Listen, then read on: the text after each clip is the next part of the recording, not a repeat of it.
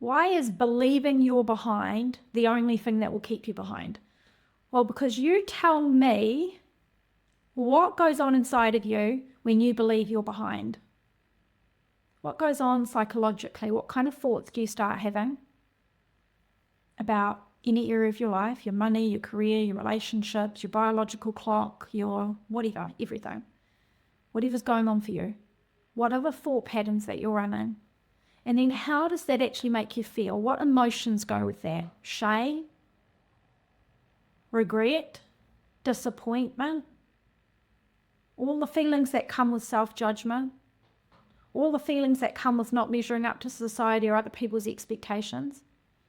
Now, beyond your psychology and your emotions, now tell me what your energetic system does. What does your breathing do? Constrict. What does your stomach do? Go in knots. What does your nervous system do? A little bit of fight or flight, stress response. Because I'm running out of time. I have lost time. I need more time. I don't have enough time. And so when all of this happens inside, it's like a throttling. Now, what happens when we throttle ourselves up with the loop called I'm behind, there's not enough time? What happens is as soon as you go into a form of fight-flight response, a stress response, did you know we become less smart? Because parts of our brain that we use for clarity and decision-making and our access to our intuition starts to get shut down because we are physiologically wired, clever creatures we are, that when we are in stress mode, we just need to survive. So our whole system just goes into survival mode. Not conducive to good decision-making, not conducive for clear connection to our intuition, which is our own authority and the only main authority in our life, no one else. Yeah, and so we get really disrupted with the core things we need to leap forward.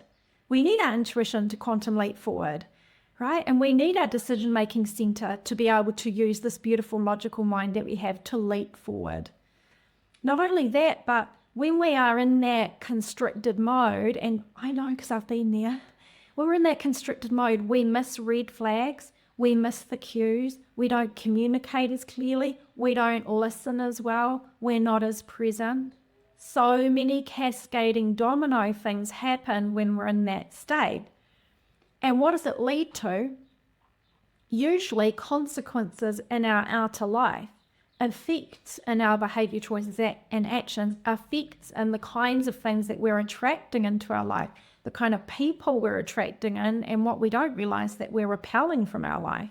The things we want, the better career opportunities, the more abundance, the more loving relationships, whatever it is that you think you need to get ahead or get forward, is all in the field of possibility, but it is not a match for constriction, nor for the paradigm of I am behind and there's not enough time.